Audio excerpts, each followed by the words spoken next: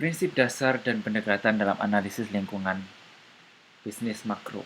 Nah, sebelum saya lanjutkan, kita review materi satu dulu. Ada yang ingat nggak? Silakan buka slide-nya, itu udah ada jawabannya. Silakan buka slide materi di pertemuan 2 minggu lalu, atau buka buku modulnya. Nah, pertanyaan adalah untuk mencapai tujuan perusahaan terdapat 2 faktor, ya kan? Ingat nggak, ada faktor internal dan faktor eksternal. Nah, tolong sebutkan masing-masing komponen faktor internal dan faktor eksternal. Ya, apa aja komponennya? Yang jawabannya betul, saya kasih poin buat nilai partisipasi. Yuk, jangan malu-malu kucing.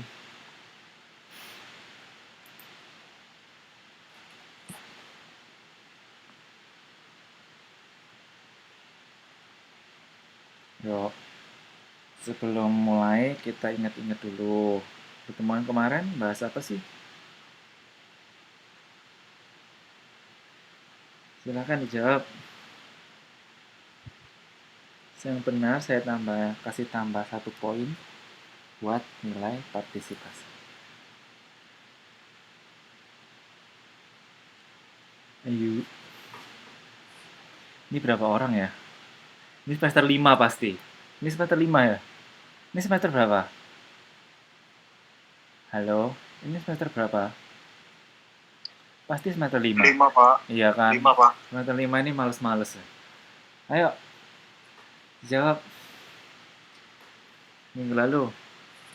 Ayo Mas, kita ke kelas. Enggak, Mas Dito ya? Ayo.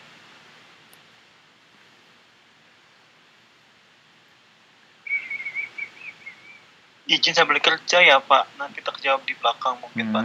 Terima kasih. Yo, yang lain yang bisa jawab.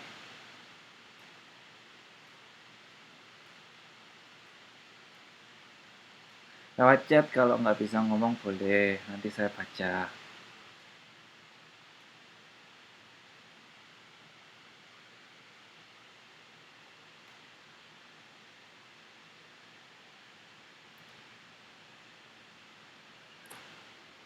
Ntar sambil makan ya, nanti kalau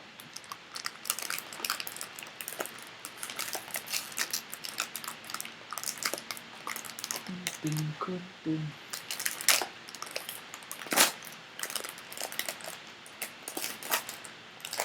Ayo, nanti saya nggak mulai kalau nggak ada yang menjawab. Minggu lalu, saya ulangi ya pertanyaannya ya. Silakan buka materi slide minggu kemarin. Itu kan ada tujuan perusahaan, ada internal dan eksternal. Yang internal itu apa, yang eksternal itu apa. Ada 7 poin kan, ada beberapa poin kan. Yuk.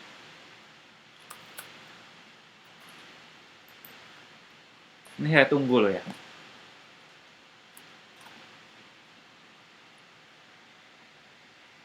Lewat chat juga boleh.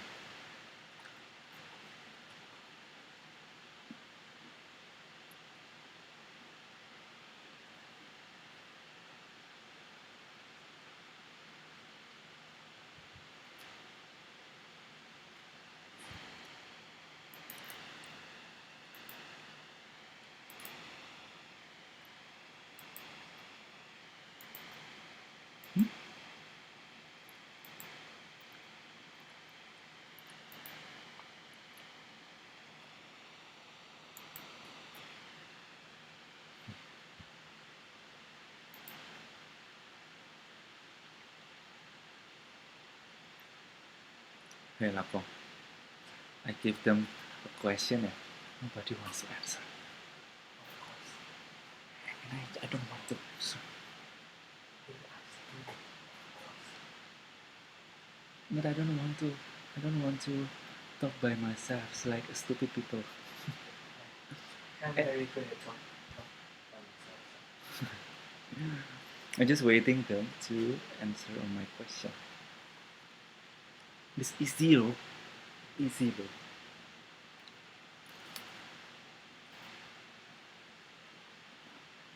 You literally join and then mute and then turn off the camera.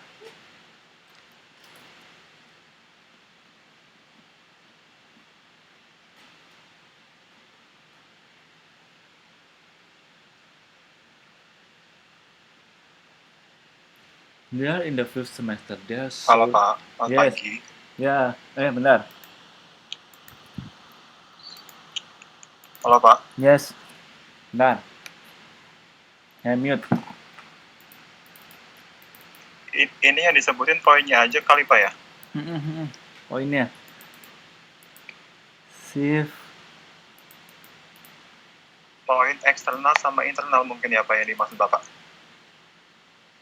Nah, Halo Pak. sebentar. Halo. Iya halo. Yes. Mungkin yang dimaksud Bapak poin internal sama Iya, itu eksternal kan ada aja. poin-poin ya. Yuk, jawab yuk.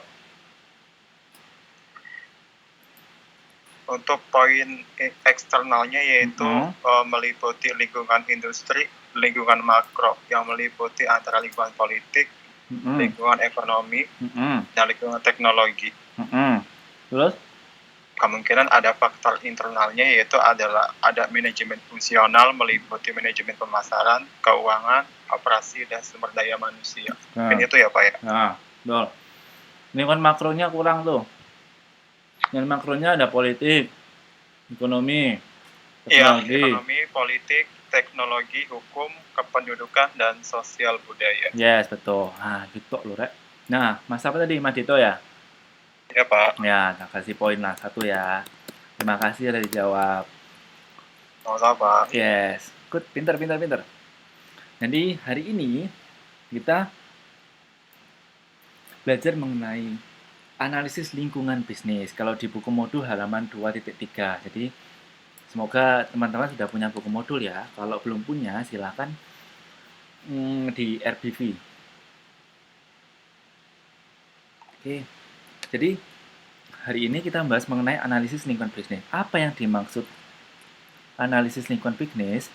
Yaitu adalah langkah-langkah untuk mengidentifikasi peluang bisnis yang perlu dengan segera mendapatkan perhatian eksekutif dan diarahkan untuk mengetahui ancaman bisnis yang perlu diantisipasi. Jadi, kalau kita menganalisis bisnis kita tahu nih ada ancaman, kemudian atau ada peluang. Nah, ini di daerah tidak. Bapak mau dipotong sebentar, Pak. Kok di saya nggak ada tampilan PPT-nya, Pak ya?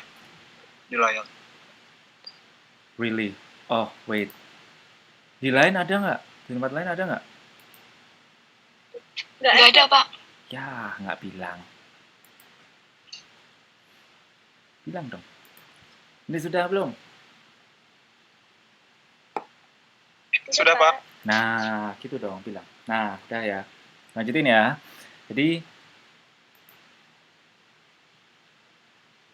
Jadi kita hari ini belajar mengenai analisis lingkungan bisnis. Jadi tadi kalau kita ada peluang nih, oh di sana ada peluang usaha di daerah A, ada peluang usaha jual lato-lato. Nah, contohnya kayak gitu. Nah, ini kita ada peluang kan, kita perlu analisis nih. Kira-kira ancamannya apa, kemudian caranya bagaimana. Nah, ini yang disebut dengan analisis lingkungan bisnis. Jadi, bagaimana kita melihat peluang dan ancaman, kemudian kita harus melakukan langkah-langkah. Gitu ya. Oke. Berikutnya, fungsinya kenapa kita butuh analisis lingkungan bisnis? Ya tadi, supaya kita tahu apa yang harus kita lakukan. Kita tahu implikasi manajerial yang harus dilakukan. Baik langkah-langkah secara langsung maupun langkah-langkah tidak langsung. Begitu ya.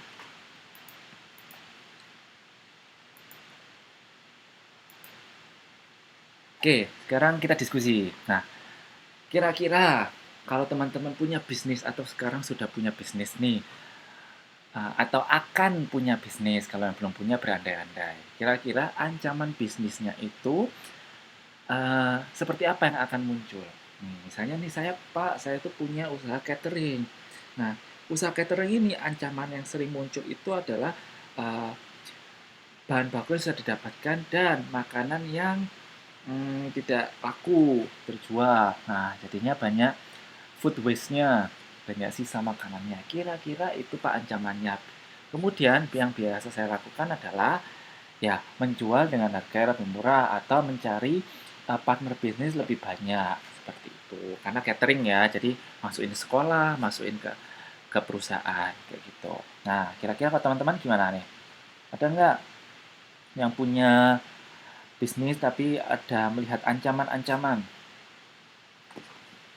Yuk, coba diceritain, di-sharingkan.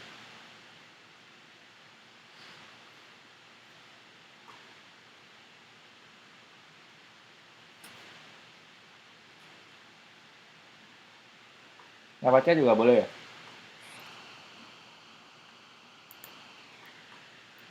Ya, punya usaha misalnya mebel atau event organizer boleh.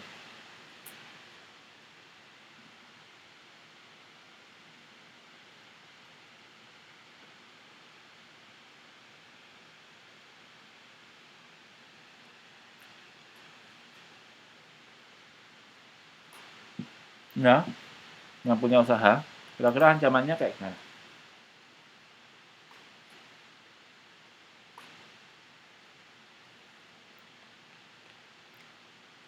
Mungkin itu Pak, nyontohin yang saya sekarang usaha offline lebih Usahanya apa, Mbak? susah kayak karena diancam sama itu online Pak.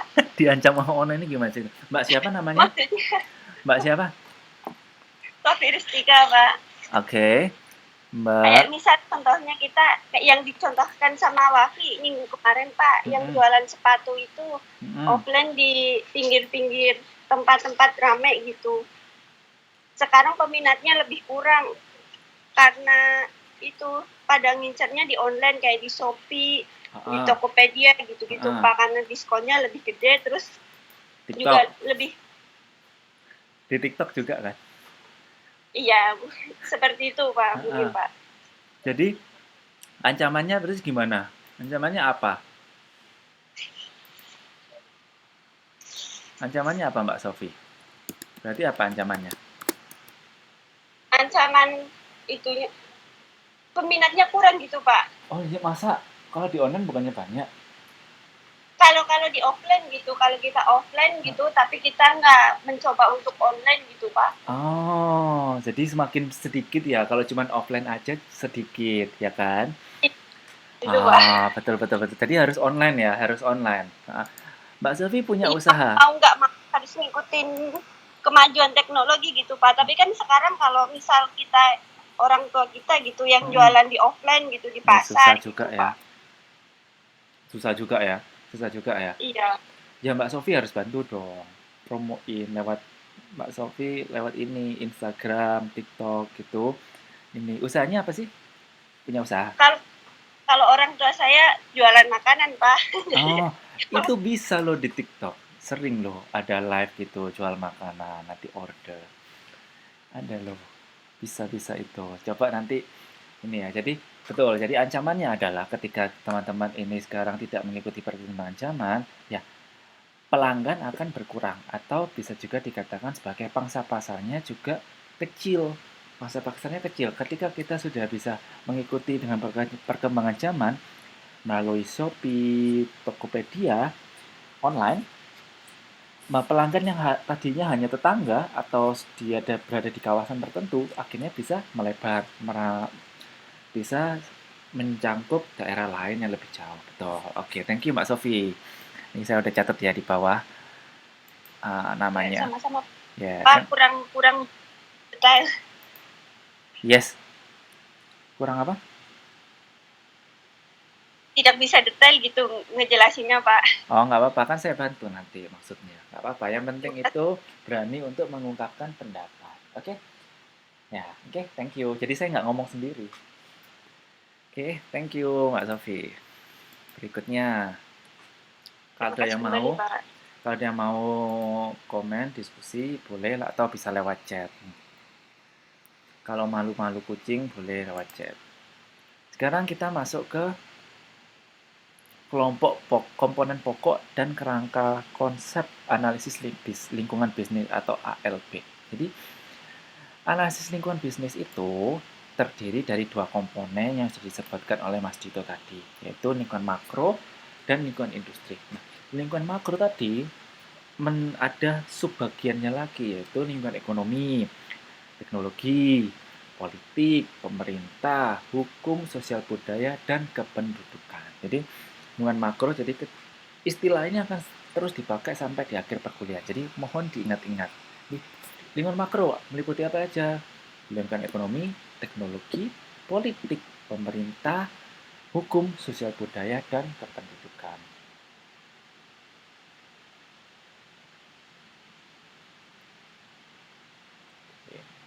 Kemudian lingkungan industri. Dan industri ini meliputi hubungan antar lingkungan bisnis, lingkungan industri, dan profil perusahaan. Jadi bagaimana kaitan antara ALB, kemudian lingkungan makro, dan lingkungan industri? Nah, ini silakan lihat di bagan yang ada di bawah ini. Jadi lingkungan makro itu kan adalah aspek-aspek yang berada di luar organisasi. Ya, teknologi itu faktor lain yang mempengaruhi organisasi. Pemerintah, peraturan pemerintah, keadaan perekonomian politik, keadaan budaya itu yang akhirnya mempengaruhi lingkungan bisnis kita. Contohnya, ketika kita membuka atau membuat usaha di daerah Indonesia, tentunya produk olahan babi akan susah masuk. Nah, ini adalah faktor sosial budaya yang mempengaruhi jenis usaha. Contohnya adalah, sekali lagi, produk olahan babi yang ada di Indonesia, produk olahan babi akan susah tembus di Indonesia. Bisa, cuman peminatnya akan kurang. Sama ketika produk olahan sapi itu ketika masuk di India atau di Bali, peminatnya akan kurang. Nah, inilah mengapa lingkungan makro mempengaruhi lingkungan bisnis. Nah, kemudian lingkungan bisnis ini nantinya mempengaruhi profil perusahaan. Nah, misalnya tadi ketika produk olahan babi, misalnya tadi mempengaruhi kondisi sosial budaya, tidak bisa masuk ke lingkungan bisnis kita. Contohnya seperti ini.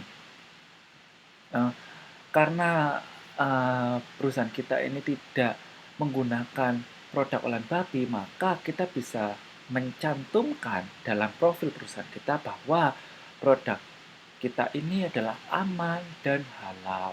Misalnya seperti itu. Jadi bagaimana dari kerangka sederhana ini dapat disimpulkan bahwa bagaimana lingkungan makro nanti masuk sebagai lingkungan bisnis, kemudian masuk mempengaruhi profil perusahaan. Di sini ya, contohnya seperti itu. Nah, diskusi lagi nih. Misalnya nih, kita berada dalam satu keadaan politik. Nah, kondisi politik ini kan termasuk dalam lingkungan makro. Nah, di tengah gencatan senjata Perang Dunia Ketiga, di mana hal ini akan menyebabkan naiknya BBM dunia, sehingga mempengaruhi proses pengiriman ekspor industri tekstil, yaitu lingkungan bisnis, yang menyebabkan PT Minatex atau profil perusahaan ini menahan ekspor untuk 3 bulan dan melayani pasar lokal. Jadi, contohnya seperti ini. Kaitannya seperti ini. Jadi misalnya nih, keadaan politik kan lingkungan makro nih. Nah, keadaan politik yang kacau ketika terjadi Perang Dunia Ketiga kemarin, impaknya adalah lingkungan bisnis, yaitu BBM ini menjadi susah atau harganya naik. Nah, akhirnya BBM yang naik ini mempengaruhi profil perusahaan, yaitu contohnya di sini adalah PT Minatex, yaitu perusahaan tekstil menahan ekspornya untuk 3 bulan dan hanya melayani pasar lokal. Itu adalah contoh kaitan antara lingkungan makro, lingkungan bisnis, dan profil perusahaan. Dari bagian slide 6. Nah, sekarang kira-kira teman-teman bisa memberi contoh nggak? Dari bagian ini contohnya seperti apa? Nah, seperti apa?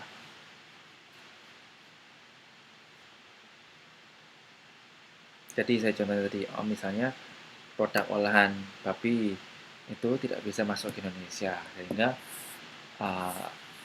jarang ada produk olahan babi. Kemudian nantinya akan berimpak pada profil perusahaan, yaitu perusahaan memproduksi barang makanan dengan halal, seperti itu. Ada lagi yang bisa beri contoh? Boleh lewat chat. Jadi kalian, teman-teman bisa lebih paham. Tidak perlu takut salah, karena tidak ada jawaban yang benar atau salah. Semuanya bisa disempurnakan. Yuk.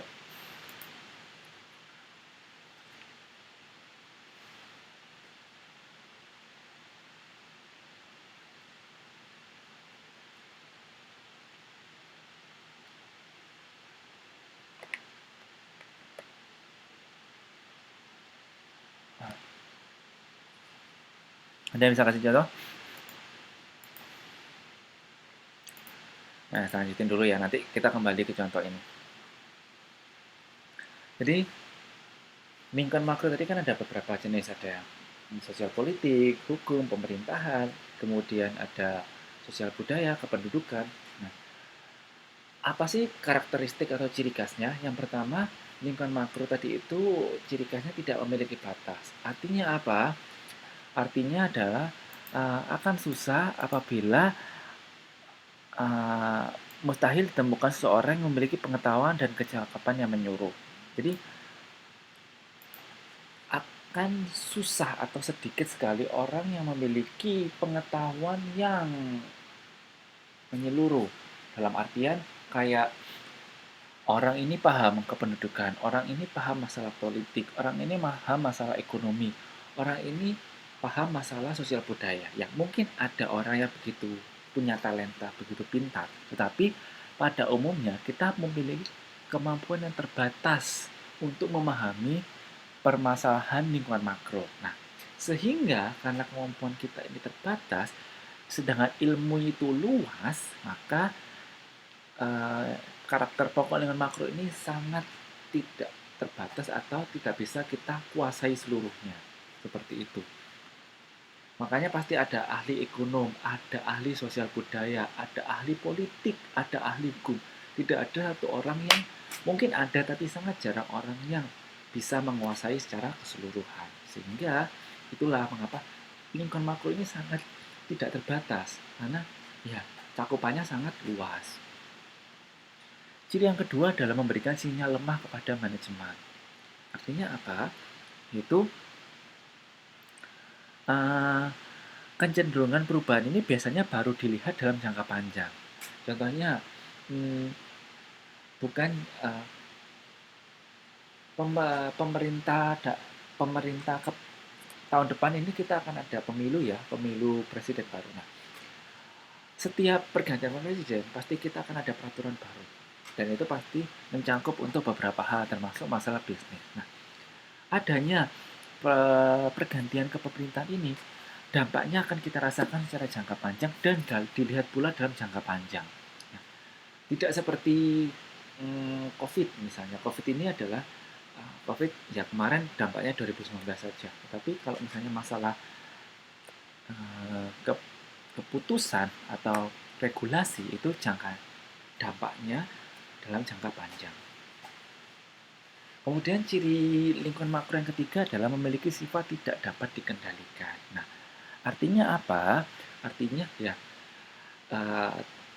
manajemen sama sekali tidak memiliki kendali manajerial terhadap besaran dan arah perubahan lingkungan makro. Nah, siapa perusahaan apa atau manajer yang mampu mengubah situasi sosial budaya? Itu sangat susah.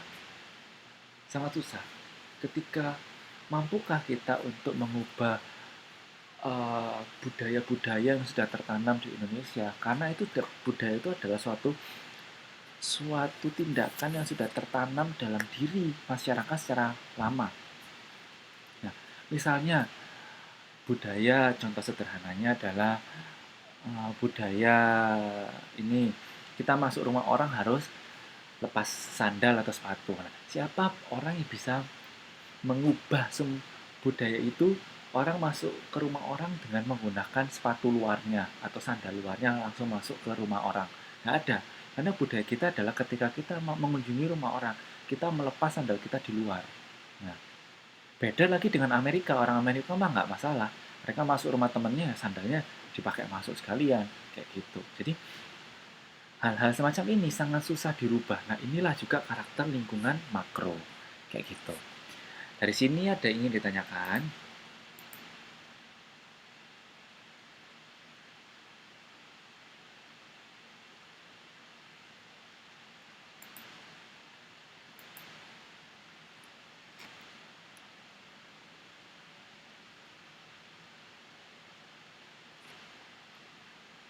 Oke. Berikutnya adalah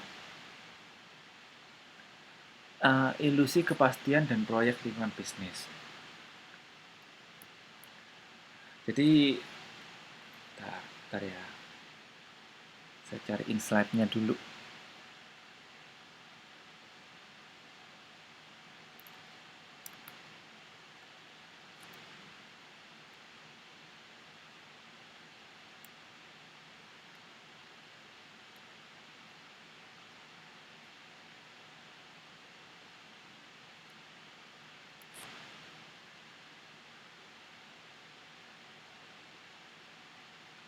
Nah, berikutnya mengenai ilusi kepastian dan proyeksi lingkungan bisnis atau bisa dilihat di buku modul 2.6.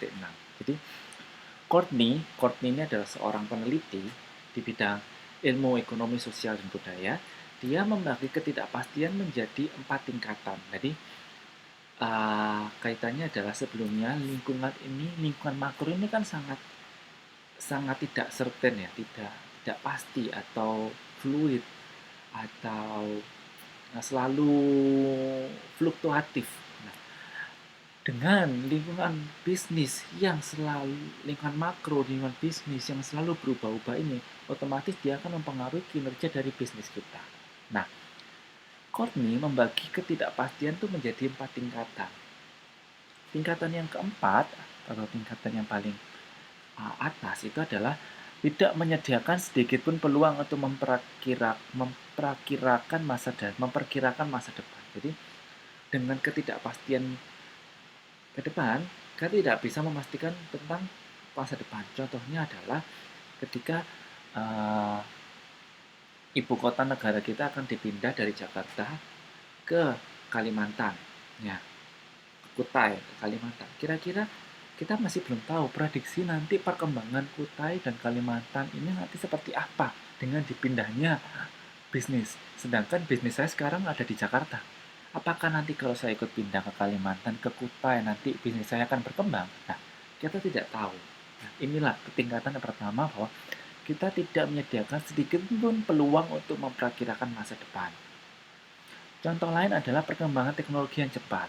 Nah, kita tahu bahwa di tahun 2000 sampai 2010, dekade tahun 2000-an, Nokia itu merajai pasar ponsel. Jadi, ketika Nokia ini merajai, dia tidak pernah sadar bahwa pada waktu itu BlackBerry juga mengembangkan teknologi dan kemudian iPhone dengan smartphone-nya. Jadi dengan keadaan teknologi perubahan yang sangat cepat, akhirnya apa? Menghambat perkembangan bisnis yang sebelumnya seperti itu. Nah, cirinya tingkatan keempat ini adalah masa depan tidak diketahui dan harus bergantung kepada intuisi ya. Harus bergantung pada intuisi. Kemudian tingkatan ketiga yaitu manajemen berhadapan dengan berbagai kemungkinan masa depan. Jadi masa depan masih dapat dilihat tapi berdasarkan kemungkinan. Contohnya adalah inflasi, resesi ekonomi, krisis moneter, permasalahan pelanggan mampu atau tidak mampu membeli. Jadi kayak ketika COVID kemarin tahun 2019 sampai 2021 itu sudah diperkirakan akan terjadi resesi global. Jadi semua negara itu mengalami resesi karena tidak jalannya perekonomian. Nah, hal-hal semacam ini sudah bisa diramalkan, diperkirakan. Nah, ini merupakan ketidakpastian tingkatan ketiga. Nah, ciri lainnya adalah manajemen ini dihadapkan pada banyak kemungkinan masa depan, namun tidak ditemukan kepastian mana yang menjadi kenyataan. Akan ada kemungkinan, tapi kita tidak tahu mana yang akan menjadi kenyataan. Itu. Kemudian tingkatan kedua, yaitu mengenai Eksekutif perusahaan dihadapkan dengan perakiran masa depan yang tidak tunggal. Artinya apa tidak tunggal ya? Lebih dari satu. Contohnya adalah bos Carrefour ingin mengakuisisi bisnis sejenis, misalnya Walmart. Kemungkinannya adalah pelanggan kenal atau tidak. Jadi contohnya di tingkat kedua ini adalah eksekutif perusahaan. Jadi pemilik perusahaan ini akan dihadapkan ada perakiraan di mana perakiraannya itu hanya ada dua kemungkinannya. Ada dua. Orang mau beli atau tidak. Orang suka atau tidak. Orang kenal atau tidak. Contohnya tadi itu. Misalnya Carrefour nanti akan diakuisisi oleh Walmart. Dengan akuisisi ini mungkin akan ada merek dagang yang baru. Kita nggak tahu namanya apa. Kira-kira itu kan sebuah resiko ya. Kira-kira perusahaan ini, pelanggan ini atau konsumen ini kenal atau tidak. Carrefour dan Walmart sekarang udah terkenal. Kira-kira kalau akuisisi nanti bakal makin terkenal atau makin ambles seperti itu. Nah, apa harus dilakukan oleh manajer? Yang pertama adalah eksekutif berada dalam situasi yang tidak diketahui, sehingga alat pengambilan keputusan lebih tinggi dapat digunakan seperti teori pohon keputusan atau matriks 4 kuadran, analisis SWOT. Jadi ketika ada berbagai lebih dari satu pilihan, maka manajemen puncak harus segera mengambil keputusan melalui alat atau teori. Contohnya adalah pohon keputusan, matriks 4 kuadran, matriks SWOT, analisis SWOT, dan lain-lain. Oke. Kemudian tingkatan yang paling dasar yaitu perakiraan dengan memiliki satu perakiraan masa depan atau perusahaan yang jelas. Contohnya adalah membuka usaha. Ketika kita membuka usaha, kira-kira membuka usaha di kota lain atau franchise di kota lain, kira-kira kemungkinannya ini ada untung atau rugi. Ya, kayak gitu.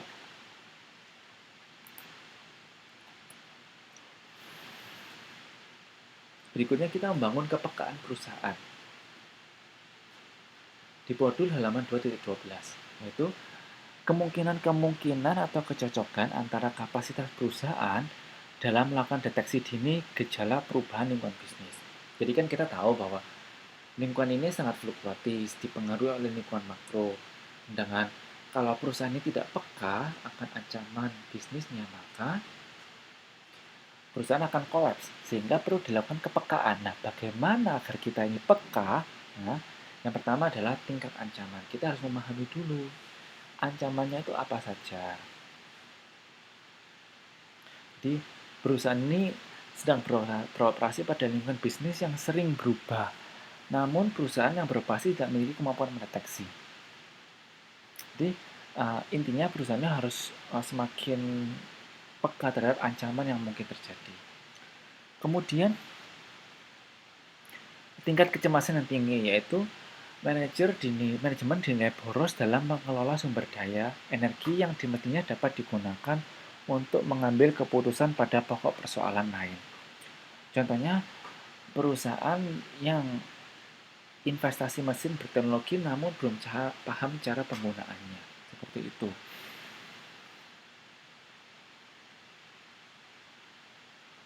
Jadi, yang pertama untuk membangun kepekaan perusahaan itu adalah kita harus peka terhadap ancaman dan kita juga harus mempertimbangkan kecemasan kita akan suatu hal. Contohnya gini, mempertimbangkan ketingkatan kecemasan itu contohnya ketika kita mau beli mesin. Mesin ini adalah mesin pengemas dengan tenaga sensor. Jadi ketika ada kotak yang masuk, kemudian dengan sensor gerakan dia langsung menutup sendiri dan memberikan isolasi untuk menutup kotak itu. Nah, kemudian masalahnya adalah ketika kita menginvest mesin ini, oke, mesin ini sangat bagus, bermanfaat. Masalahnya paham atau tidak, kompatibel dengan regulasi pemerintah atau tidak, karena beberapa mesin dengan sensor itu biasanya ada sensor sinar, misalnya sinar infrared yang membahayakan bagi tubuh, seperti itu. Jadi ketika kita punya usaha, kita harus peka, baik peka terhadap ancaman maupun kita harus punya kecemasan Kira-kira kalau gini resikonya seperti apa ya? Kalau kira-kira kalau melakukan ini, adakah resiko dan dampak berikutnya seperti itu? Nih, gantian sekarang diskusi. Kira-kira contoh perusahaan yang beroperasi pada lingkungan bisnis yang sering berubah. Namun perusahaan itu tidak memiliki kemampuan mendeteksi. Kira-kira contohnya apa? Perusahaan ini berada pada lingkungan yang sering berubah, dipengaruhi oleh berbagai faktor. Tetapi dia tidak mampu memiliki kemampuan mendeteksi. Contohnya apa? Perusahaan apa itu?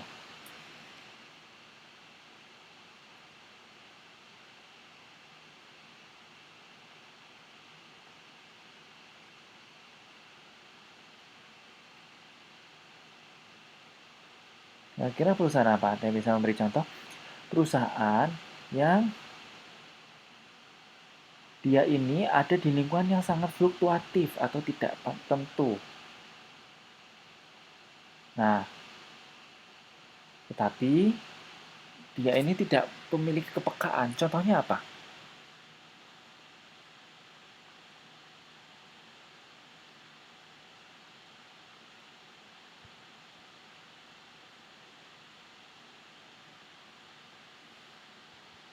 Yuk, boleh lewat chat, boleh lewat mic.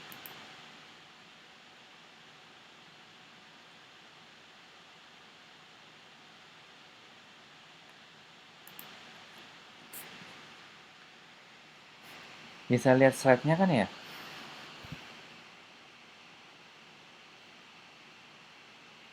Bisa, Pak. Iya, yuk.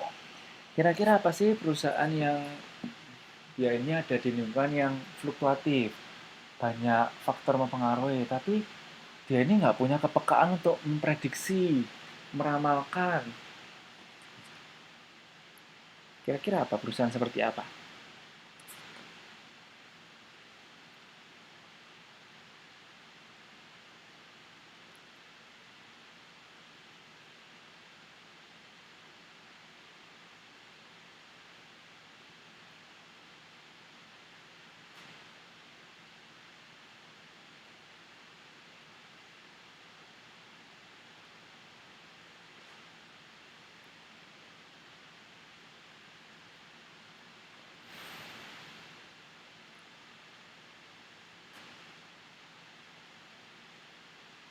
Kira-kira apa? Ayo.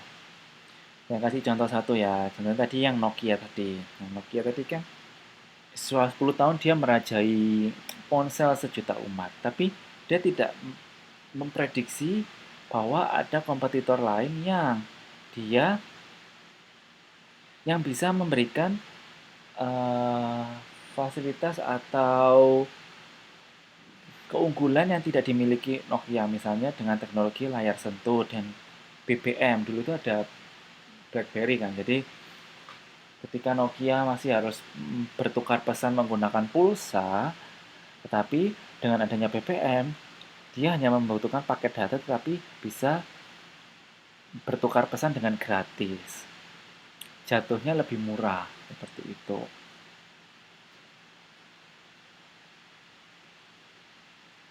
Oke, itu contohnya. Yang lain mungkin bisa memberi contoh.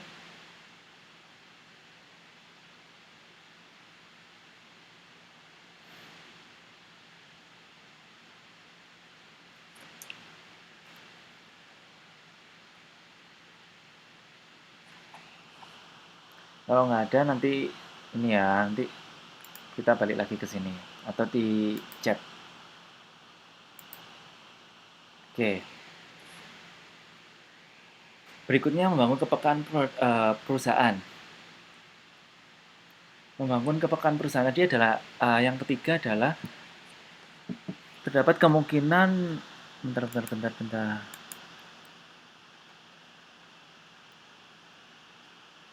Nah, tadi nomor 1 tingkatan ancaman, kedua tingkatan kecemasan yang tinggi. Nah, sekarang nomor 3 yaitu tingkat kepekaan yang rendah. Yaitu perusahaan-perusahaan yang memiliki tingkat kepekaan yang rendah dan di saat bersamaan perusahaan juga tidak membutuhkan intensitas deteksi yang tinggi. Nah, di sini adalah keadaannya adalah perusahaan ini memiliki tingkat kepekaan rendah, jadi dia kayak nggak paham. Nanti 5 tahun lagi nggak tahu deh mau ada apa, udah ngikuti aja. Setahun lagi nggak tahu mau ada apa, ngikuti aja. Nah, di saat bersama, perusahaan juga tidak membutuhkan intensitas deteksi yang tinggi. Jadi ya, dia juga tidak perlu tahu banget nanti di masa depan kayak apa. Ada, contohnya adalah perusahaan yang tidak cemas hal-hal yang kecil namun hal yang lebih kompleks. Contohnya diversifikasi produk. Nah, jenis perusahaan yang memiliki tingkat kepekaan rendah ini pada umumnya adalah perusahaan-perusahaan yang sudah memiliki nama atau sudah besar. Contohnya adalah Unilever. Teman-teman tahu ya Unilever, Nestle, nah, atau Astra. Jadi perusahaan-perusahaan besar ini dia tidak perlu lagi mempermasalahkan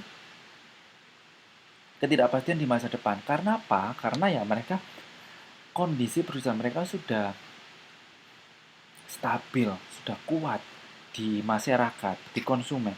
Sehingga yang perlu mereka pentingkan bukan masalah masa depan, tapi mereka lebih menitik beratkan pada permasalahan seperti diversifikasi produk. Diversifikasi produk ini contohnya adalah mengembangkan varian baru, mengembangkan kalau perusahaan makanan yang mengembangkan rasa baru, kemasan baru, nah seperti itu. Ini adalah contoh-contoh perusahaan yang memiliki tingkat kepekaan yang rendah. Kemudian nomor 4 adalah perusahaan yang memiliki tingkat waspada dan berjaga-jaga. Contohnya adalah perusahaan yang memiliki kemampuan deteksi dini yang memadai dan saat yang sama perusahaan memang membutuhkan kompetensi tersebut. Nah, contohnya juga sama dimiliki oleh perusahaan-perusahaan yang sudah besar atau perusahaan yang sudah memiliki nama atau perusahaan sudah well established. Contohnya adalah Nestle, Unilever, yang dia itu tidak hanya ada di Indonesia, tetapi perusahaannya juga ada di negara-negara lain. Kayak Nestle juga ada di Eropa, di Asia sendiri juga ada beberapa. Unilever pun juga sama. Unilever juga tidak hanya ada di Indonesia. Nah, karena dia ini perusahaan sudah sangat besar, dia sudah ada di berbagai negara, sehingga sistemnya juga sudah sangat bagus, sehingga punya deteksi tidak perlu, dia sudah tahu bahwa di daerah ini pasti akan ada hal serupa karena di daerah lain sudah kejadian gitu. Itu ya. Jadi membangun kepekaan perusahaan ini ada berbagai jenisnya. Yang pertama tadi adalah perusahaan yang dia tidak peka terhadap ancaman, tidak memiliki kemampuan deteksi. Biasanya perusahaan-perusahaan yang kecil, perusahaan keluarga. Kemudian ada perusahaan yang memiliki tingkat kecemasan yang tinggi. Nah, ini contohnya adalah perusahaan yang dia masih mencemaskan hal-hal yang bersifat operasional atau fungsional. Yang ketiga tadi adalah perusahaan yang memiliki kepekaan yang rendah. Nah, ini ya perusahaan-perusahaan besar karena dia sudah yakin bahwa perusahaannya ini stabil. Dan keempat adalah perusahaan dengan tingkat waspada berjaga-jaga. Nah, ini juga dimiliki oleh perusahaan yang multinasional, alias tidak hanya ada di Indonesia, tetapi juga ada di negara lain. Sampai sini ada pertanyaan?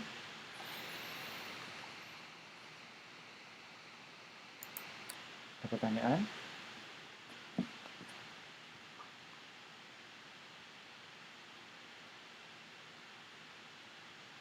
Nah, berikutnya kita akan belajar mengenai pendekatan dan metode analisis.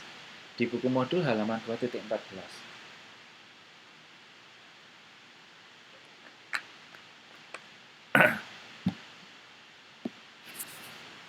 Nah, ada 3 pendekatan pokok yang dapat digunakan untuk melakukan analisis lingkungan makro.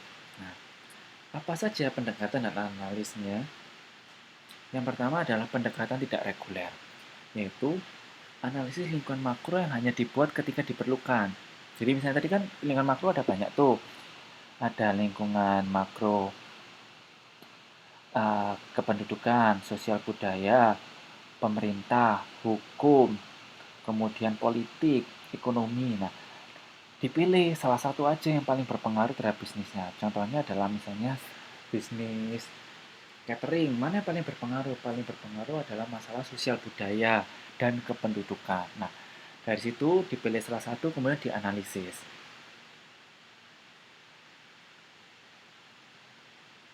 Kemudian, kedua adalah pendekatan reguler. Maksudnya gimana? Pendekatan reguler ini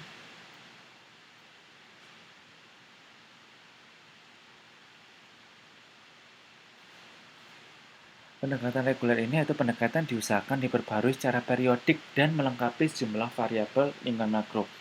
Sehingga jadi misalnya nih, ada perusahaan yang secara rutin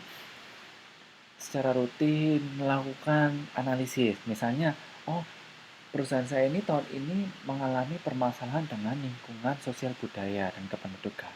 Kemudian tahun depan saya analisis lagi, oh, ternyata perusahaan saya ini selain ada kaitan dengan sosial budaya kependudukan, juga ada kaitan dengan politik dan ekonomi. Nah, akhirnya apa? Karena dia melakukan analisis secara berkala, maka akhirnya perusahaan itu akan semakin bisa beradaptasi dengan kondisi lingkungan makro. Cara yang ketiga, metode atau pendekatannya adalah pendekatan kontinu. Apa artinya? Yaitu pendekatan yang diusahakan secara ajak menganalisis sejumlah banyak variabel dari lingkungan makro dan digunakan sebagai masukan penyusunan rencana korporat. Nah, bedanya pendekatan kontinu dengan pendekatan reguler ini adalah kalau pendekatan reguler dia memperbarui secara periodik, menganalisis secara berkala. Kalau kontinu, selain dia menganalisis, dia juga mengaplikasikannya dalam visi misi korporat. Jadi lebih bagus kalau pendekatan kontinu. Dia tidak hanya berhenti di analisis, tetapi juga dilanjutkan pada implementasi manajerial atau implementasi perusahaan. Jadi dia tahu ada masalah, kemudian juga dianalisis, diperbaiki.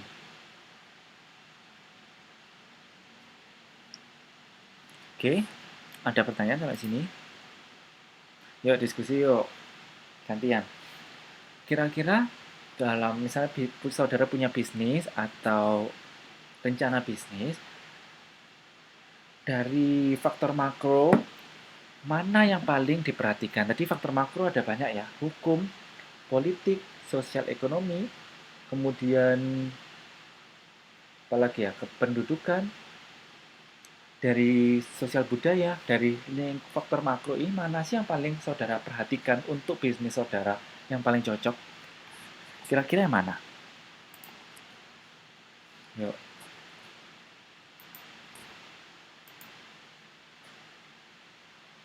Kira yang mana? Yuk.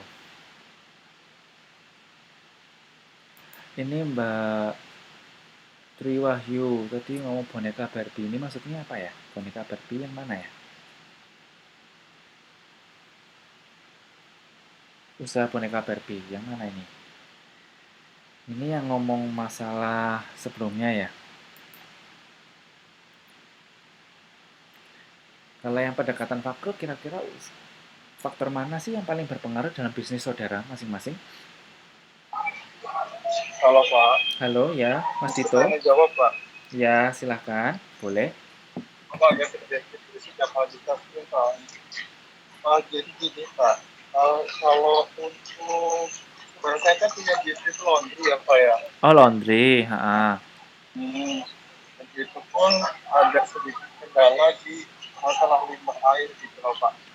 Itu masuk ke faktor kependudukan nggak sih Pak? Kayak istilahnya untuk menangani limbah airnya itu tuh masuk ke faktor-faktor yang di poin kependudukan bukan Pak?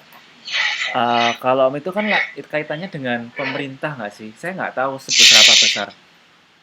Jadi kalau masuk ke lingkungan hukum kayaknya Mas, karena limbah ini sangat sensitif ya. Jadi ada peraturan sendiri untuk pengawasan limbah. Ada pengaturan sendiri, ada peraturan sendiri yang dia mengawasi tentang limbah. Contohnya adalah limbah bahan cair yang dibuang, misalnya limbah bahan pewarna dan limbah bahan termasuk cucian laundry. Nah, ini termasuk faktor-faktor yang faktor lingkungan hukum mempengaruhi.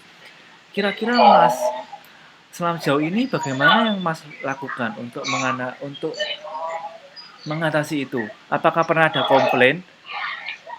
Iya, jadi belakangnya si tempat laundry itu tuh semacam kayak lahan pertanian gitu loh Pak. Oh. Pada waktu itu memang nggak dibikin matang banget gitu. Jadi si limbah cucian itu hanya dibuang di irigasi setempat aja gitu. Dan pada waktu itu berdampak semacam kayak apa ya, mungkin tanah atau apa di sekitar itu jadi tidak begitu subur seperti dulu gitu loh Pak. Oh, nggak subur. Jadi istilahnya tuh mendapat konten dan beraktivitas seperti itu. Terus? Dan untuk penanganan sekarang sih istilahnya kayak bikin semacam kayak tandon bak aerasi. Penampung air sendiri gitu loh. Yeah. Tapi yang ditanam kayak gitu, tapi itu juga tidak efektif juga gitu loh. Itu mungkin faktor itu kali yang sangat mempengaruhi pada saat ini sih yang lagi jalan. Itu pengaruh besar sih Mas itu. Kayaknya dulu aku pernah kerja di perusahaan itu dia punya ada bak aerasi. Jadi dia aku nggak tahu gimana pengolahannya, tapi di situ ada 3 bak, di mana bak terakhir itu adalah bak tes, jadi diisi ikan. Jadi ketika ikan itu masih hidup, berarti itu adalah airnya boleh dibuang ke limbah sungai. Nah, iya, saya nggak bisa menjelaskan masalah teknikalnya, tetapi untuk permasalahan ini memang harus ditangani karena kan deterjennya. Iya betul Pak. Deterjen. Nah ini juga akan mencemari, jadi harus ditangani sih Mas, karena kaitannya nanti takutnya usahanya itu dilarang oleh pemerintah daerah setempat, itu juga bisa. Jadi soalnya kan ini kita kan lagi di daerahku kan lagi booming nih Pak, istilahnya kayak paket usaha laundry sekian puluh juta gitu loh. Jadi untuk di situ sebenarnya itu tanpa memikirkan istilahnya matang gitu loh Pak, istilahnya kayak istilah hambatannya segala macam miringnya gitu. Jadi hanya terjun aja gitu, dan nggak dipikirin ya. Memikirkan juga untuk kayak ngebuang limbah cuciannya kayak gitu. Ya, jadi memang kalau itu sih harus cari konsultasi ke bagian teknisnya sih Mas. Kalau enggak nanti, soalnya dulu saya pernah juga, saya kerja di PT ABC kan. Jadi limbah kecap itu masuk ke selokan warga, dan itu yang harus dilakukan adalah kita nyiram air, gelontor air ke selokannya, sekaligus membetulkan bak pengolahan limbahnya. Jadi kita tanggung jawabnya adalah menggelontorkan air ke selokan supaya nggak terlalu pekat limbahnya. Jadi itu menurut saya sangat bahaya sih. Saya nggak tahu tingkat komplain warganya seperti apa ya, kayak gitu. Jadi perlu diperhatikan. Tapi kan Pak, mungkin kalau emang itu irigasi umum dan nanti bakal dilakukan dalam jangka waktu panjang, itu juga bakal mengakibatkan efek yang lumayan gede lah Pak menurutku juga. Kalau juga kan lingkungan sekitarnya kan juga nggak wajar, nggak sedikit juga, nggak luas kayak ladang dari pemerintah juga, kayak ladang keluarga juga, itu harus diatasi sih sebenarnya. Terus dulu kalau misalnya gini Mas, itu limbah deterjennya sementara ini ditampung di air di bak sendiri gitu. Kemudian busanya diambil. Jadi punya sendiri Pak, jadi paling kemana sendiri gitu. Karena masih jadi dibikin sama kayak lubang gede gitu Pak. Kali tampung ke situ. Terus? Cuma kan saluran irigasinya juga itu kan tetap aja melalui si samping-samping lahan-lahan yang ada. Iya sih. Iya gitu sih. Saya nggak tahu tekniknya, secara teknik gimana pengelolaan limbahnya, karena bukan orang teknik. Tapi yang saya tahu itu adalah harus dipastikan sebelum dibuang itu tidak mencemari. Caranya kalau saya tahu saya dulu di perusahaan harus diolah dulu kali Pak ya. harus diolah kayak itu ada beberapa bak gitu ya Pak. di filter terus ada kayak bakterinya. Nah, tapi itu kayak itu kan terlalu jauh ya. Terlalu jauh karena itu home industry kan punyanya Mas Dito. Jadi di bak terakhir itu kayak dikasih ikan gitu loh, kayak dikasih ikan. Jadi kalau misalnya ikan itu hidup ya, it's mean that tidak berbahaya, nggak harmful buat lingkungan gitu loh. Anyway, tapi ya, yes, itu kalau di industri, intinya adalah kalau dari pertanyaan saya di sini di industrinya di usahanya Mas Dito yang paling berpengaruh adalah faktor lingkungan hukum sih menurut saya karena itu adalah kaitannya dengan ada perpunya gitu. Iya sih betul. Iya, yang lain mungkin kalau mau silahkan diskusi juga nggak apa-apa. Lewat chat juga nggak apa-apa. Ini ada yang chat kayaknya. Bentar ya.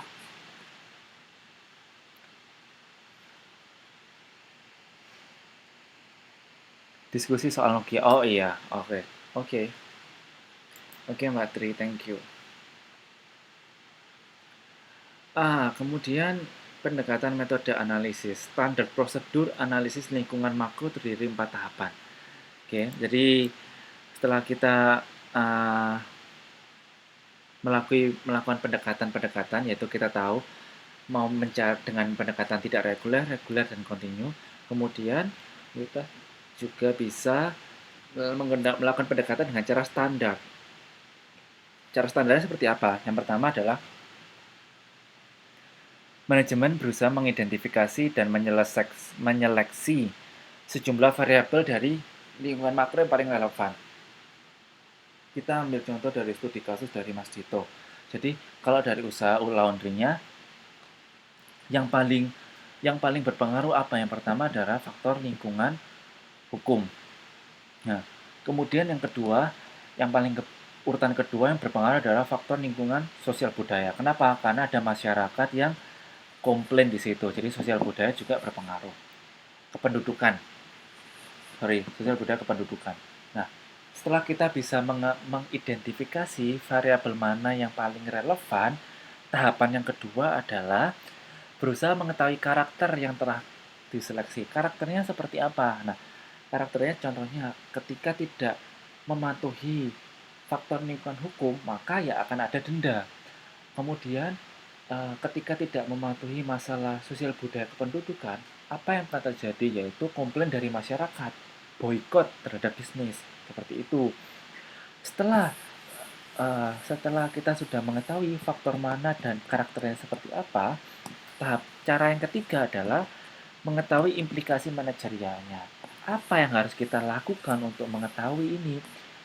Yang pertama adalah untuk comply dengan masalah hukum, ya kita konsultasi dengan pihak teknisi bagaimana sih mengelola limbah cucian tadi, kayak gitu. Ya memang membutuhkan ongkos atau biaya tambahan, tetapi supaya kita tidak disalahkan atau tidak diberi sanksi. Ketika kita diberi sanksi malah rugi lebih besar. Yang kedua adalah ya berkoordinasi dengan masyarakat. Ya. Kenapa? Karena nanti mungkin dari masyarakat itu bisa memberikan solusi terhadap permasalahannya. Itu. Tahapan yang keempat adalah kita harus merumuskan antisipasi strategi. Nah, supaya di kemudian hari permasalahan ini tidak terulang kembali dan tidak melebar. Jadi untuk bisa mengetahui masalah bisnis, yang pertama tadi nomor 1 kita menyeleksi variabelnya. Apa yang paling penting? Setelah itu yang kedua adalah setelah kita seleksi kita pahami dulu karakternya ini seperti apa. Tadi di Mas Dito tadi kan masalah hukum ya. Kita tahu efeknya nanti hukum seperti apa, sanksinya kayak apa. Yang ketiga, kita membuat langkah-langkah penanggulangan atau langkah-langkah penyelesaian. Dan yang keempat, kita membuat antisipasi strategi agar di kemudian hari tidak terulang. Itu ya caranya.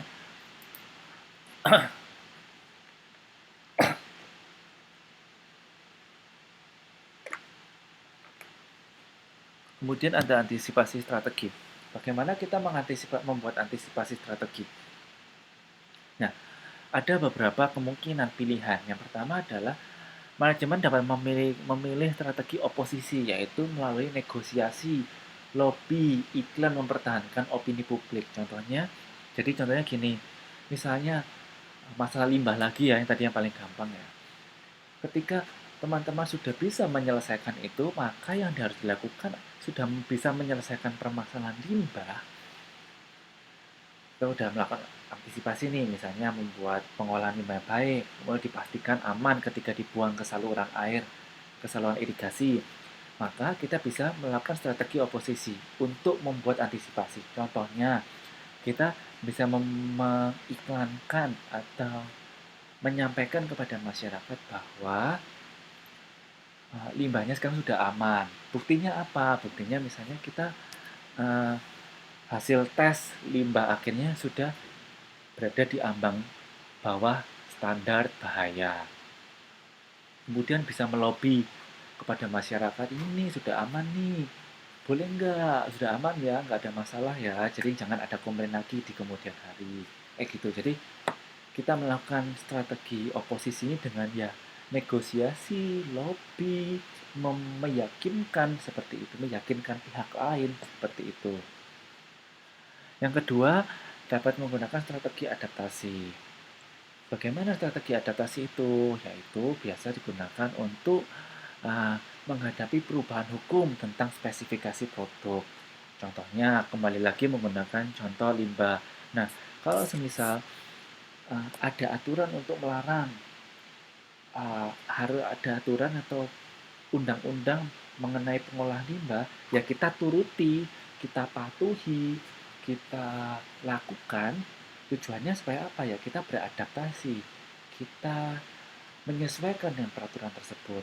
Toh nantinya juga kita sendiri yang terhindar dari jeratan hukum seperti itu. Karena setahu saya ketika kita ada permasalahan dengan hukum nantinya, yang terjadi adalah kita akan mendapatkan sanksi, dan sanksi itu selain juga sanksi uang, juga sanksi boykot. Yang ketiga adalah antisipasi strategi ofensif. Artinya apa? Ya, akhirnya ofensif ini artinya tidak mau tahu ya. Dia tidak mau melakukan apapun, tidak mau melakukan tindakan apapun untuk memperbaiki kejadian ini. Jadi ya tidak ada usaha yang berarti. Nah, menurut saya strategi ofensif ini juga kurang bagus. Strategi ofensif ini maksudnya adalah dia juga bisa mengantisipasi jauh-jauh hari. Ofensif. Jadi kayak gini contohnya.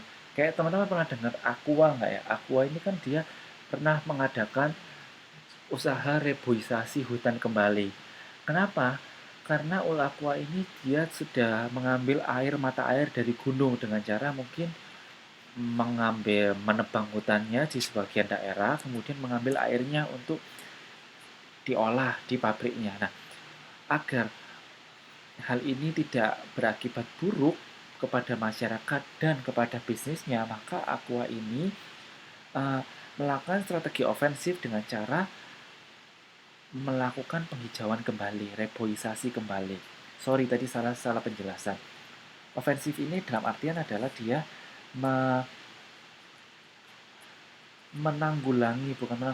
persiapan sebelum hal itu terjadi. Kayak Aqua ini, jadi dia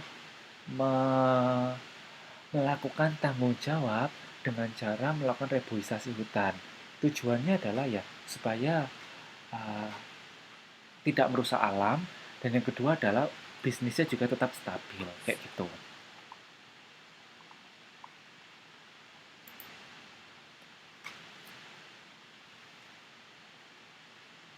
Nah, antisipasi strategi yang berikutnya, nomor 4 itu adalah dengan memiliki strategi rekayasa. Strategi rekayasa, yaitu dengan kesadaran penuh mencoba mengendalikan perubahan lingkungan agar cocok dengan kepentingan perusahaan. Jadi mengendalikan perubahan lingkungan agar cocok dengan kepentingan perusahaan. Contohnya mungkin ini, ketika kita punya bahan produk yang bergerak di bidang makanan, kayak gitu. Kita tahu bahwa misalnya produk cabai atau tomat atau buah-buah musiman itu di musim tertentu tidak ada produksi, ya kan? Nah, padahal kita butuh untuk bisnis kita. Apa yang harus kita lakukan? Yang harus kita lakukan adalah kita membuat kebun sendiri, kita membuat antisipasi sendiri. Contohnya ya dengan menanam cabai, punya lahan cabai sendiri, lahan tomat sendiri. Supaya ketika musim ini tidak bergantung pada petani yang benar-benar musiman. Jadi kita punya lahan sendiri untuk mengantisipasi. Kemudian strategi menarik diri. Nah, strategi antisipasi diri ini ya, ini menurut saya kurang bagus ya. Artinya kenapa? Karena strategi menarik diri ini artinya bahwa dia memutuskan untuk keluar dari pasar atau ya menutup gulung tikar. Gulung tikar. Jadinya ya dia tidak meneruskan usahanya.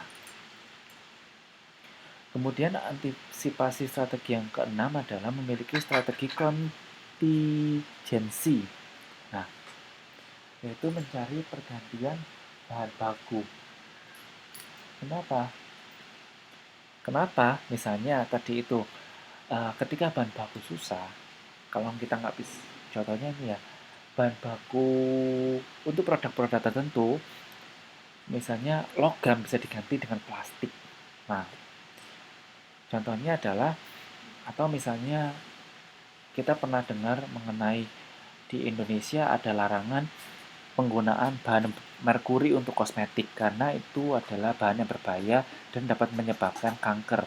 Nah, karena ada larangan tersebut, maka perusahaan kosmetik mengganti bahan merkuri dengan bahan lain yang lebih ramah terhadap kesehatan atau ramah terhadap tubuh manusia. Nah, jadi ini juga termasuk antisipasi strategi untuk mengganti bahan baku yang ada menjadi bahan baku lain. Either untuk menekan biaya produksi atau untuk comply dengan peraturan pemerintah. Kemudian memiliki strategi pasif, yaitu tidak memberikan tanggapan terhadap perubahan lingkungan bisnis. Ya udah, jadi ya udah tidak memberi tanggapan ya. Ketika ada permasalahan dia tidak melakukan apa-apa. Menurut saya ini juga tidak baik. Jadi kalau kita ada permasalahan limbah ya diam aja, tidak melakukan apapun. Nanti akibatnya apa? Snowballing ini apa ya? Bolanya semakin membesar. Kalau tidak diselesaikan sekarang ya nanti di kemudian hari permasalahannya akan semakin lebih besar. Tuh. Ada pertanyaan sampai saat ini? Sebelum kita masuk ke kegiatan belajar 2.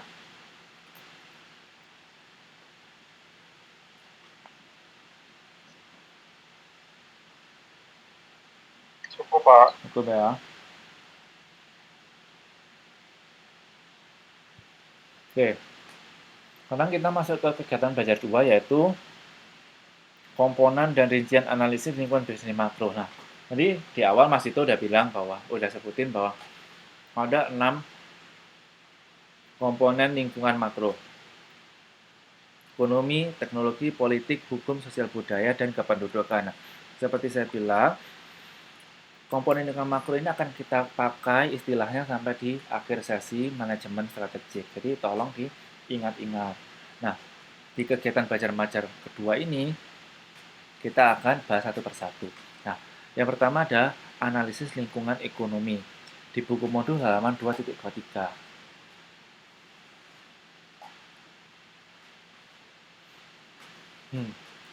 Analisis lingkungan ekonomi ini meliputi beberapa hal. Yang pertama adalah sumber daya alam atau SDA. Nah, apa yang harus dilakukan oleh perusahaan agar sumber daya alam ini tidak menimbulkan masalah, maka manajemen diminta untuk semakin memperhatikan sumber daya alamnya. Seperti apa memperhatikannya ya? Kita semakin banyak supplier, harus punya lebih dari satu supplier. Kemudian menerapkan sistem kontrak. Jadi ketika kita punya supplier petani cabai misalnya atau petani tomat, di mana di bulan tertentu itu akan susah, ya, bulan penghujan biasanya tomat akan susah, maka kita harus bikin kontrak dengan petani, tolong harus tidak boleh menyuplai kepada orang lain, harus kepada saya saja. Kita kontrak, kita bikin hitam di atas putih. Kemudian mungkin juga bisa perusahaan sudah punya sumber daya sendiri. Contohnya ya kita punya lahan untuk menanami cabai, tomat seperti itu. Tujuannya seperti apa? Tujuannya apa? Tujuannya supaya kita tidak ada shortage atau kekurangan sumber daya alam di kemudian hari. Kemudian sumber daya manusia. Sumber daya manusia ini juga susah. Karena apa? Sekarang kita banyak susah mencari sumber daya manusia yang berkualitas. Nah, tetap juga maka dari itu dan juga mahalnya harga sumber daya manusia. Contohnya di Indonesia untuk tenaga kerja di daerah-daerah seperti Tangerang, Cikarang, mungkin kalau di Jawa Timur di Surabaya, kemudian di Sidoarjo, daerah-daerah dengan yang seperti itu UMR-nya sangat tinggi. Jadi upah minimum regionalnya sangat tinggi. Akhirnya apa? Ya perusahaan harus pintar-pintar membangun bisnis di tempat regional yang UMR-nya rendah. Contohnya di Jawa Tengah, di daerah Brebes misalnya, atau di daerah Kudus, di mana UMR-nya tidak terlalu tinggi, atau Boyolali misalnya. Jadinya akan semakin banyak mendapatkan tenaga kerja dengan biaya yang tidak terlalu mahal. Nah, bagi teman-teman punya bisnis, ongkos gaji sangat tinggi juga akan memberatkan bisnis.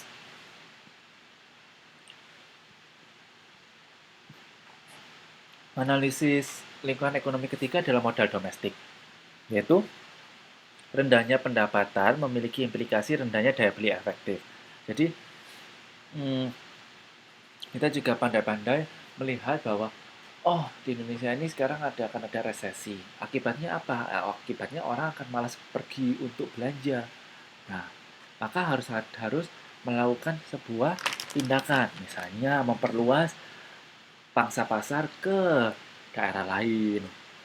Jadi semakin meningkatkan cangkupan pangsa pasarnya, atau juga bisa meningkatkan cangkupan pangsa pasar ke negara lain, kayak gitu. Analisis lingkungan ekonomi yang keempat ada cadangan devisa, yaitu langkanya cadangan devisa menyebabkan pemerintah memperketat keran impor yang akibatnya perusahaan tidak leluasa mengimpor barang atau bahan baku. Nah, jadi permasalahan devisa ini juga currency atau mata uang juga sangat diperlukan. Misalnya teman-teman berada di Taiwan sekarang, kemudian ingin kirim barang ke Indonesia, atau dari Indonesia ke Taiwan sebaliknya, pasti akan ada pajak. Nah, hal ini harus dipikirkan. Pilih negara dengan bahan baku atau peraturan devisa pajak yang rendah.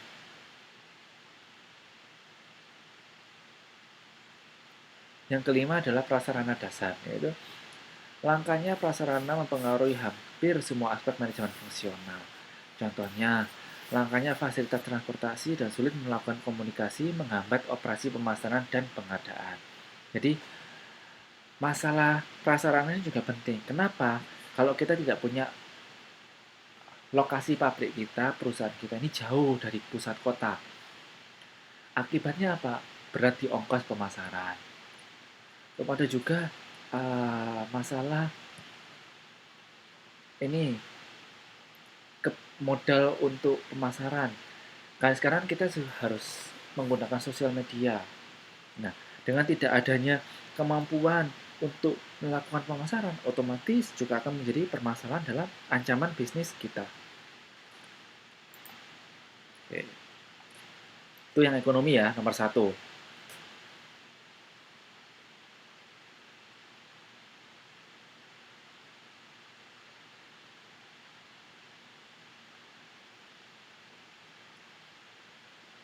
Nah, kemudian analisis lingkungan teknologi. Ini maksudnya apa? Yang harus dilakukan oleh perusahaan. Manajemen ini diarahkan pada keputusan untuk memilih teknologi yang tepat. Ada kata-kata memilih teknologi yang tepat. Kenapa? Ya seperti saya bilang tadi, misalnya teknologi kita ini kita tidak paham. Saya ambil contohnya, sebelumnya saya berikan, kita ingin membeli sebuah mesin packing dengan tenaga sensor. Nah, ternyata sebenarnya kita nggak perlu-perlu banget nih buat beli mesin packing dengan tenaga sensor ini. Justru karena kita tidak perlu banget, kemudian produksi kita masih rendah, malah kita harus mempersiapkan biaya listrik yang tinggi, biaya maintenance yang tinggi, kemudian mungkin ada peraturan bahwa sensor dengan menggunakan sinar inframerah ini tidak boleh terpapar langsung dengan tubuh manusia. Nah, hal-hal semacam inilah yang harus kita pikirkan. Kalau misalnya usahanya home industry, ya gunakan alat teknologi home industry. Kalau memang skala besar, gunakan teknologi yang tepat. Seperti itu.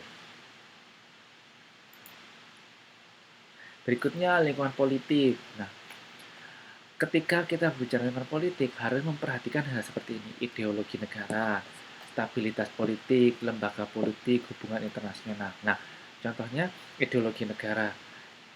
Kepekatan nasionalisme mendorong pemerintah tak hendak sepenuhnya menerapkan tata ekonomi pasar. Akibatnya, operasi perusahaan menjadi terbatas dan tidak semua sektor ekonomi terbuka untuk swasta. Nah, kita tahu ya di Indonesia untuk di pasal 33 ayat 2 dan 3 ditegaskan bahwa cabang-cabang produksi yang penting bagi negara yang menguasai hajat hidup orang banyak dikuasai oleh negara. Jadi kalau di Indonesia kayak PLN, air, kemudian BBM, sekarang mungkin Pertamina sudah ada lain ya, kompetitor lain. Nah, dulu kayak listrik, air, kemudian apa lagi? BBM itu hanya dikuasai oleh negara, BUMN. Kayak dikuasai oleh BUMN. Nah, hal-hal semacam ini juga menjadi pertimbangan kita untuk membuka bisnis. Akan menjadi susah di Indonesia apabila kita membuka bisnis pom bensin gitu. Dengan merek biasanya mereknya ya Pertamina, gitu-gitu ya. Mungkin sekarang udah mulai banyak ya di Indonesia ya.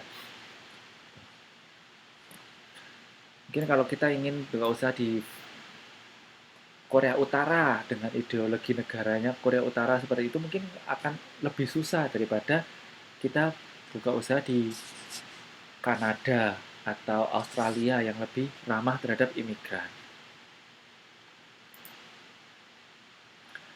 Kemudian stabilitas politik jelas. Kalau misalnya kita membuka usaha atau berpartner dengan perusahaan di negara konflik, contohnya Israel Palestina, Ukraina Rusia. Nah, itu akan menjadi susah. Kenapa ya? Karena kondisi negaranya nggak stabil gitu. Nah, jangan nanti kita bikin usaha di sana malah ada boykot, ada masalah, gak ada tenaga kerja karena mereka sibuk berperang, nah, kayak gitu. Lembaga politik juga itu seperti partai politik, serikat buruh, serikat petani juga berpengaruh kepada bisnis kita. Mungkin ada sekarang yang petinggi partai politik dia punya usaha, jadinya kayak untuk mempermulus jalannya usaha dia. Jadi dia ada di punya punya kedudukan di pemerintahan, tapi dia juga punya bisnis, sehingga dia ada prioritas untuk bisnisnya. Kayak gitu ya, sering dengar ya, kayak karena petinggi pemerintah dia juga punya usaha. Nah, kayak gitu.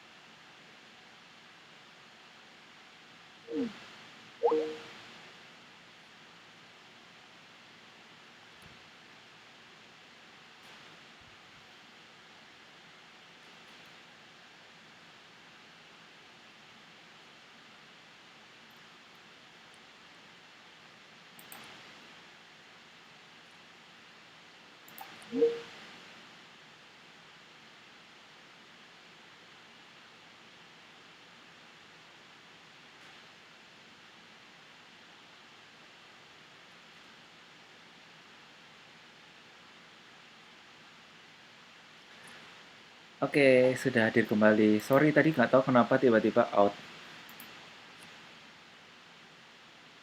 Udah bisa lihat layar kan ya? Udah kan ya? Udah Pak. Yes, kurang 15 menit. 15 menit, bentar.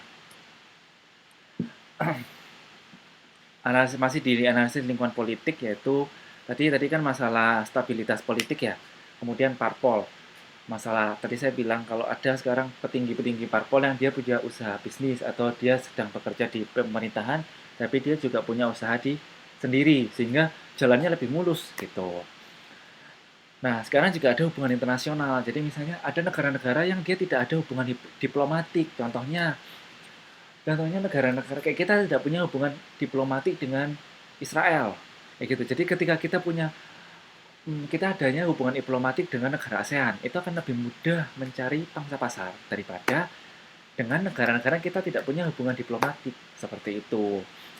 Kemudian juga ada pemeran pemerintahnya sendiri yang dia berpengaruh. Contohnya membuka kesempatan warga asing untuk bekerja. Nah, itu kan semakin mudah untuk mencari tenaga kerja kayak gitu. Kemudian analisis sosial budaya. Sosial budaya ini meliputi budaya, nilai, sikap perilaku, karakter, pedoman sekelompok orang yang mempengaruhi manajemen. Contohnya, ya mengenai sosial, agama, gender, bahasa. Ya contohnya adalah masalah bahasa ya. Kita akan lebih nyaman bekerja dengan orang yang menggunakan bahasa Indonesia daripada harus menggunakan bahasa Thailand misalnya, bahasa Vietnam misalnya, atau bahasa negara tertentu yang kita nggak tahu, bahasa Kenya, ya seperti itu ya kan, akan susah kita berkomunikasi, susah untuk menerangkan. Nah, itu berpengaruh juga untuk kelangsungan bisnis kita. Nah, ini jadi lingkungan sosial ini berhubungan dengan jaringan etnis, mungkin ya. Kita akan sama-sama suka bekerja dengan sesama orang Indonesia. Kemudian banyak kesamaan yang akan memudahkan kita, seperti itu ya kalau sosial budaya. Agama juga berpengaruh, ya, agama berpengaruh. Kemudian bisa dibaca sendiri gender, mungkin ada pekerjaan-pekerjaan yang lebih prefer untuk pria, ada pekerjaan yang lebih prefer untuk wanita. Contohnya misalnya ini dokter untuk melahirkan, apa sih, dokter kandungan. Contohnya kan kayak gitu gampangannya. Atau bidan nih, di wanita yang ingin melahirkan akan lebih prefer kalau misalnya tenaga ahli yang menangani sesama wanita. Atau mungkin untuk teknik elektro itu lebih lebih cocok untuk gender pria. Nah, seperti itu. Bahasa tadi sudah saya jelaskan ya. Nah, karena analisis lingkungan kependudukan. Nah, ini yang berpengaruh apa? Pertumbuhan penduduk, usia penduduk, urbanisasi, migrasi, dan kesehatan penduduk. Nah, contohnya nih, pasti kan kita kayak di Taiwan, kayak saya sekarang di Taiwan. Nah, lebih banyak orang tuanya daripada orang mudanya. Nah, susah mencari tenaga kerja. Beda dengan di Indonesia atau di India, di mana lebih banyak ininya apa namanya orang mudanya, sehingga lebih banyak tenaga kerja tersedia melimpah dan mereka dapat bekerja dengan waktu yang lama karena pensiunnya masih lama. Begitu juga dengan kita akan memilih daerah-daerah yang dia memiliki status kesehatan penduduk yang baik. Contohnya kalau kita di negara-negara misalnya dengan wabah yang gampang wabah, misalnya wabah malaria gitu, ya otomatis nanti tenaga kerja juga akan berimpak ya dengan performanya, sering izin sakit lah, kemudian produknya jadi tidak higienis, seperti itu. usia sudah, urbanisasi, migrasi ya tadi mengikuti ini ya. UMR.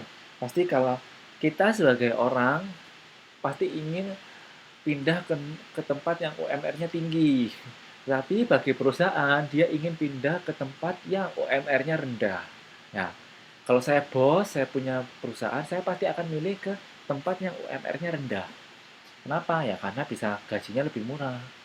Tapi kalau saya pekerja, saya ingin pindah ke tempat yang UMR-nya tinggi. Kenapa? Ya karena ya UMR-nya lebih tinggi, bisa kirim uang ke rumah, seperti itu.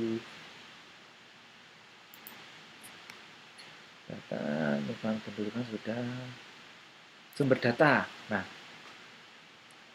biasanya pada umumnya data yang diperlukan dalam analisis lingkungan bisnis adalah data sekunder. Maksudnya data sekunder ini apa sih, Pak? Data sekunder ini adalah data berasal dari survei, pidato, laporan pertanggungjawaban, dan neraca keuangan. Nah, mungkin kita kan makanya kita harus melek berita, bukan melek sosial media ya, tapi melek berita. Misalnya, oh di daerah ini lagi dibuka, misalnya ada peraturan mengenai kemudahan membuka usaha. Nah, kita dari data tersebut, dari data-data tersebut kita akhirnya bisa memutuskan untuk menciptakan sebuah bisnis seperti itu.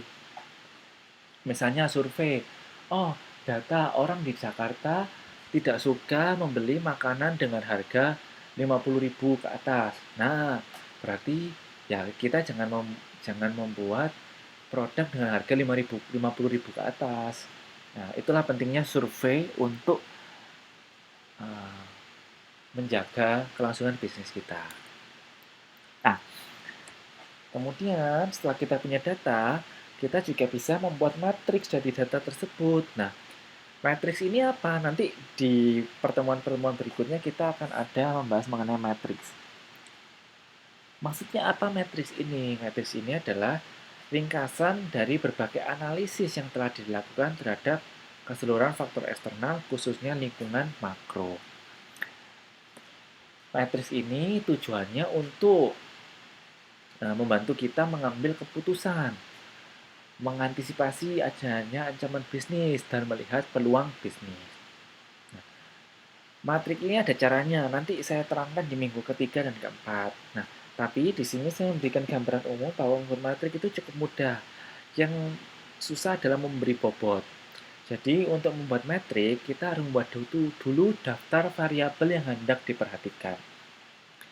Kira-kira kayak tadi masalah limbah ya, limbahnya usahanya Mas itu. Variabel apa sih yang paling berpengaruh ya? Variabel hukum, dan lingkungan sosial budaya dan kependudukan. Kemudian kita beri bobot, kemudian kita beri nilai, kemudian kita kalikan bobot dan nilai. Barulah kita buat matriks. Matriks ini contohnya seperti yang ada di slide ini. Ini contoh matriks. Jadi dengan adanya matriks kita tahu posisi perusahaan kita ini di mana, di kuadran mana. Nah, kemudian kita bisa tahu juga kira-kira nanti kalau kita posisi perusahaan kita ada di kuadran tertentu, apa sih yang harus kita lakukan? Apa sih yang harus kita antisipasi? Seperti itu. Ya, sampai saat ini ada pertanyaan atau tidak? Atau bingung? Nanti dibahas lagi ya di rumah ya, kalau bingung. Bapak boleh nanya? Boleh. Poin nomor 6, Bapak. Nomor 6, saya balik ya. Bentar. Yang mana?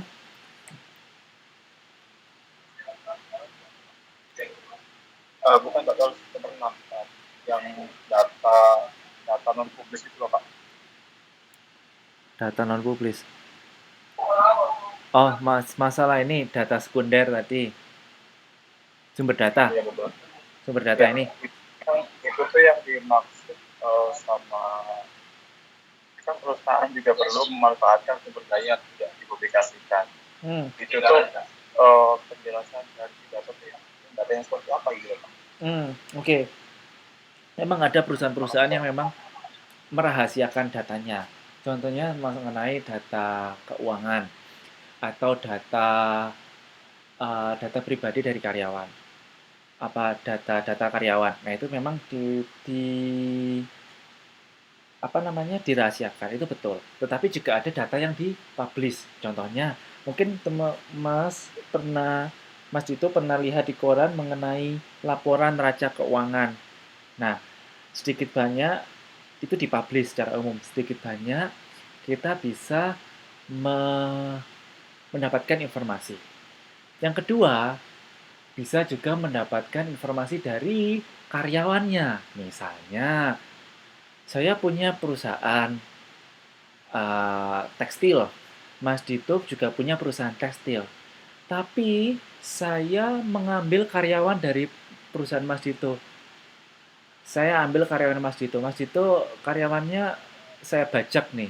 Saya beri gaji lebih tinggi. Nah, karyawan Mas Dito mau pindah ke perusahaan saya. Nah, akhirnya saya koreklah informasi dari perusahaannya Mas Dito melalui bekas karyawan dari saya korek informasi dari karyawan Mas Dito karena dia sudah pindah ke perusahaan saya. Kemudian saya minta dia mengaplikasikan ke perusahaan saya. Itu juga bisa. Informasi berikutnya juga bisa melakukan studi banding. Dulu misalnya perusahaannya saya pernah studi banding ke perusahaan lain. Tujuannya apa? Bukan untuk bisnis tapi belajar. Ada yang diambil. Dulu perusahaan tempat saya bekerja pernah studi banding ke perusahaan MSG ini loh, Sasa, Micin. Nah, kayak gitu. Kemudian gantian yang perusahaannya dia yang pergi ke saya pergi ke dia. Kayak gitu. Itu juga bisa dapatkan informasi. Nah, kalau yang konfidensial atau yang rahasia ya biasanya ya kita bisa mendapat informasi dari bekas karyawan perusahaan tersebut. Kayak gitu sih. Itu sih Mas, kalau malah ada data-data yang rahasia ya, yaitu caranya kalau secara tidak baiknya ya mencari informasinya dari bekas karyawan ya, kayak gitu. Mungkin ada lagi yang ditanyakan. Baik, bisa dipahami, makasih Pak. Sama-sama. Oke. Nah, sini ada yang ingin ditanyakan. Kalau ditanyakan boleh lewat ini juga, chat juga boleh. Kalau tidak ada pertanyaan, saya akhiri perkuliahan pada siang hari ini. Terima kasih atas kedatangannya. Maaf jika ada salah-salah kata. Kemudian semangat untuk jam berikutnya, perilaku konsumen ya. Ya. Oke, semangat ya. Oke, bye-bye. Sampai jumpa minggu depan. Bye-bye. Terima kasih Pak. Sama-sama. Boleh live ya.